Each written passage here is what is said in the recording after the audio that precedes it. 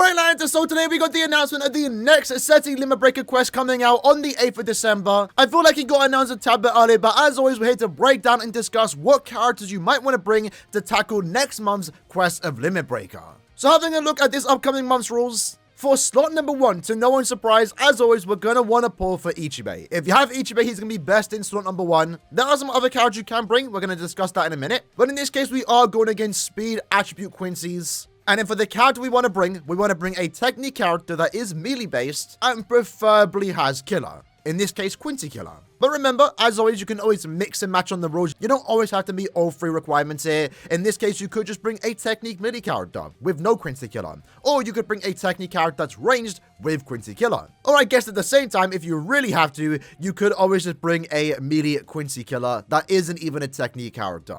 If your main goal is just to get to the main rewards, in this case, stage 19 gets you all the transcendence points and the 50 orbs. You don't always have to have the best available character. That's only if you want to get above like stage 25, for example, which again, you should only consider if you have the best characters. So this one shouldn't be that bad, especially if your main goal is only to get to stage 19.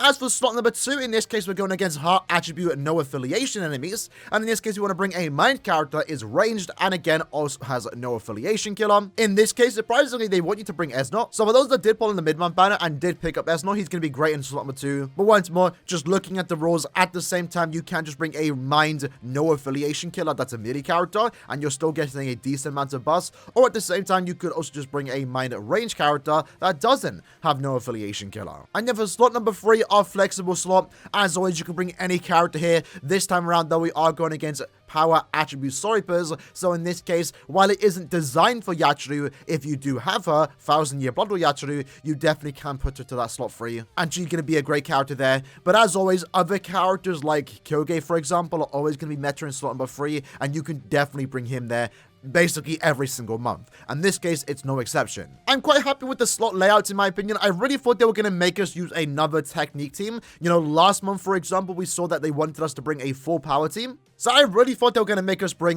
Ichibei in slot number 1, and then slot number 2 would be for maybe Quincy Ichigo. So in that case, I'm kind of happy they don't force us to bring those 2 characters. But at the same time, it would have been really cool to see how far that team could have went. Because we know Ichibei is going to be really good in Limit Breaker. And if you were able to throw in Quincy Ichigo onto the team, so Ichibei's strong attacks are ready to go every time he's next available, that team would have been absolutely insane. And given the fact that they made slot number 3 power enemies, it kind of looks like they don't want you to do that. Because you could technically put Quincy Ichigo into slot number 3 to make Ichibei even better. But again, in this case, you're probably just better off bringing a, speed character. Because if you have Ichibei, he should do most of the carrying anyway, with or without Quincy Ichigo.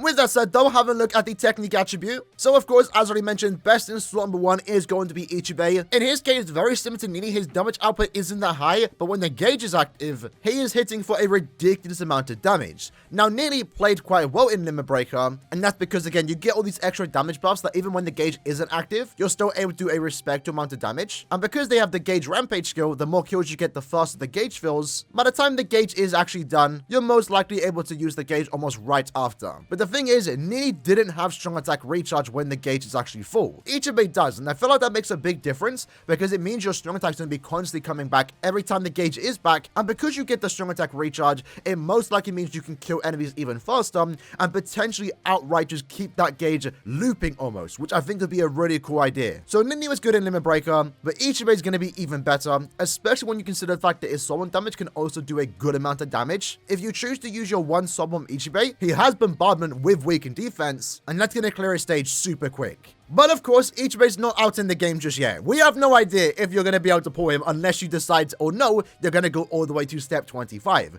So looking at alternative options here, if we sort by melee technique Quincy killers, these are our 2 only options. Now, luckily though, Chojiro's not a bad character. And if you pulled Chojiro on the most recent banner, or you pulled him on the 8th anniversary, he's unironically going to be a good character to use here, right? Especially because he does meet all the requirements. He's technique, he's a melee character, and he also does have Quincy Killer. Alongside Alongside that too, especially when you come against the enemies that have like large amounts of HP, those poised enemies for example, in his case he has an increased stance to inflict dazzlement, so there's a good chance you're going to paralyze those poised enemies, keep them in place so you can damage all of them at the same time, and with that you're then doing 80% more damage, and he has Frenzy plus 2. Overall, this character is going to be good enough. If you have him, and you have him in slot number 1, assuming your 2 other characters are good enough, you're definitely going to be able to get to stage 19 with this character as your leads. Obviously, he's not as good as Ichibei. You're not going to go to stage 30 with this character, but for most people out there, that's not the main goal. So if you are someone that is skipping this end of month banner, but you have Chojuro, he's going to be a good character in slot number 1. Another good character in slot number 1, to a certain extent, I don't think it's going to be that good, is Lilynet. Now, I might just try it because this character has basically been almost unusable outside of Arena since her launch early this year, right? In her case, yeah, she's not going to be that good. She basically has a 60% Berserker. She can potentially lacerate every 5 seconds. That's not really going to help you out. And she does do more damage to lacerated enemies. Sure, it's nice that she meets all the requirements, but if I'm being honest, you're better off just bringing any other character. She's not going to be that good unless for some reason you have this character max transcended. And if you do, then maybe that's enough to get you to stage 19. So again, what we can do is look at technique Quincy killers that are ranged. Let's have a look at options. In this case, you can bring these two. Not going to be that optimal in my opinion. I think you're better off just bringing other characters. Rukia being a no-attack damage character isn't ideal in Limit Breaker. And then Rukia kind of has the same problems with Lilynet, although I feel like Rukia would be a tad bit better, but not by that much. Your next best bet is just to bring a technique midi character, and in that case, your options start to open up a bit. Again, if your main goal is just to get to stage 19, well then you can basically bring any character here. If you have Safui Gin, he's going to be good for his crowd control, constantly inflicting poison. You can definitely make him work. Same goes for this Kakao Saiti Grinjao, Arpic Ichigo, Safui Retsu. Remember, the idea is that you want to bring your best and most powerful character, and if you have any of these characters duped out, or just have them T20, SP level 10, they're worth bringing. But of course, your probably second best option, might be even better than someone like Choja, for example, is of course Safui Toshiro. This character is an absolute powerhouse. While he doesn't have killer, it really doesn't matter. He is a melee technique character, so he's getting their 4 times damage output, and as we all know, his damage output is really high to begin with Frenzy plus 1, with the spiritual pressure boost. At full stamina, you get 40% more strong attack damage, 20% more damage. You have the gauge effect, which also reduces your strong attacks. You're immune to every stat summon. This character is probably the next best character to bring if you don't decide to pull for Ichibei. So I feel like this time around you have some decent options that you can bring, but your 2 best characters to bring other than Ichibei are going to be this Toshiro and of course 1000-Year Blood War Chojuro. But again, if you don't have any of those 3 ideal characters, any technique character that's a melee character that you've worked on is worth bringing. Next up for slot number 2, we want to bring a mind character. In this case, they also want to be a ranged character with no affiliation killer. So of course, as already mentioned, Esnot is going to be really good in this particular position. There are going to be freeze pulls and he's immune to freeze. He does get the extra bit of recharge. And of course, as we all are aware,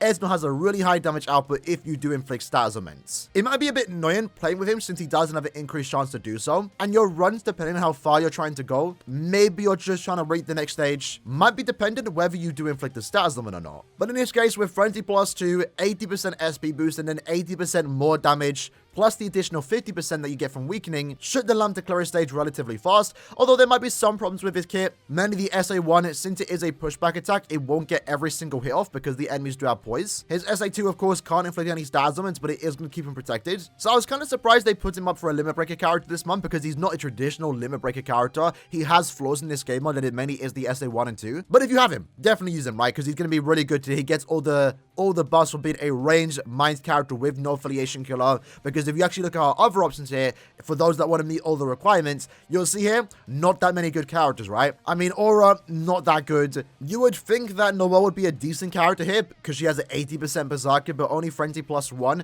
She's going to be decent against the other stages, but once you get to the poised enemies, then you're going to notice a massive damage fall off, and you're going to spend a lot of time just beating those one stage, just beating that one particular stage. Same goes for also this particular Rankiku. Good strong attacks, can apply weakening, might be good to use here, but I think think instead of trying to meet all the requirements here, it's better off to look at some different alternatives. In this case, what we can do is a mind no affiliation killer that isn't ranged and instead is a mini character. And in that case, while the options aren't that great, if you did pull on the most recent White Bravefest banner, or of course, if you did pull for him on the 8th anniversary, White is definitely a character you can use here, being a mind no affiliation killer. Obviously, as we all are aware, great damage output with an increased chance to inflict stats and frenzy +2 with the SP boost, weakened defense, bombardment, more damage to lacerated and drained enemies. If you take hits, you're getting back up to full stamina anyway. White's still a great character, and depending on how Es not placed in this upcoming limit breaker, you know, White might just be better. White might just be better. Out of context, that sounds terrible. But I'm definitely going to be trying out both. I am fortunate enough to have a max transcended White and also a 2 out of 5 S0, so I'll definitely try out both and see who is better. I'm also actually leaning on the side of White actually being the better character for this month, though, I will say. After that, though, let's say you don't have White. Again, what you next can do is just bring a mind range character with no affiliation killer. And in this case, you have some options here. To be honest, though, not the greatest set of options. I think your next best characters would probably be this particular Nini. The Gauge Rampage might help her out here. Balgo, if you worked on him, maybe is worth using. And of course, I know a lot of people have worked on this character. 7th anniversary Ichigo. Once more, going to be a tad bit slow on the poised enemy stages that have a lot of HP. But assuming you have him SP level 10, maybe duped out, T20, should be a good enough character for you to use that just to get to stage 19. And then, of course, for slot number 3, you want to bring a speed character. It doesn't matter about the killer. Sure, if they have super killers, that's more ideal, but it doesn't matter. There's no rules this time around. You're just going against power attribute Soripers. So, of course, the character they want you to bring here is going to be Yachiru Unohana. In her case, we all know she's going to be really good here. I know a lot of people did recently summon for her. Great damage output with a frenzy +2, 80% SP boost with the long stride. She's immune to every status summon, but of course, she also does have the rampage skill, so she's easily going to cap that out at 100%. And in that case, she's doing a ridiculous amount of damage. If you have her, even 1 out of 5, she's going to be a great character to use in slot number 3. Of course, another good character to use here, competing in a way to see who's going to be better, her or Yachiru, is going to be the Power Soul version of Macy, who recently just came back. She doesn't have killer here, but it doesn't matter. We all know Macy has a high damage output with frenzy +2, SP boost, and when you do inflict the Stazzlement, you're doing significantly more damage to them, right? With the paralysis, it's going to be good for keeping the poised enemies in place, unlike damage all of them at the same time. But remember, she also does have the speed attribute strong attack recharge, so when she's next available, all of her strong attacks are back right from the get-go, which is going to be great. And that's why she's going to be able to compete with someone like Yachiru, who already has an insane damage output and is almost designed for Limit Breaker.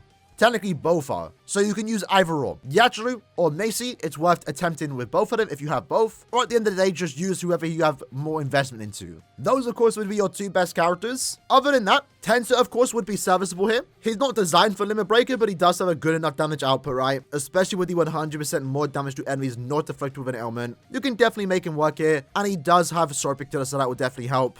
At the same time, because Tensor's good here, so will, of course, the new Senjumaru. In her case, she'll be a tad bit better than Tensor because she has a higher damage output, even though she won't have killer here. It's not that big of a deal. She has Frenzy +2 with the extra 100% damage. She also has the immunity, so if you pull for Senjumaru, you can definitely use it in slot number 3. Okiura will be a serviceable character for slot number 3 as well. If you have him duped out, maybe definitely worth trying him out if you have no other better character. Same goes for 7th anniversary Uryu. He's more so kind of up there with, you know, Yachiru and also Macy as some of the better characters to use for slot number 3. Despite him not having killer here, he is a gauge character, so that will reduce his strong attacks. He has long stride, he has a debuff soul bomb, increased chance to inflict Stazzlements, constantly applying weakening. Yeah, you can definitely make work with Uryu in slot number 3. So with that said, that was basically the breakdown for the upcoming month's Limit Breaker quest. In this case, my team is going to look like this, assuming I do pull Ichibei. I do plan to go for him. If not, of course, I'll just take out Ichibei and put on someone like Safri Toshiro. That team will be good enough. But again, I will be doing some experimentating. Maybe take off S0, put on White. Take off Yachiru, put on Macy.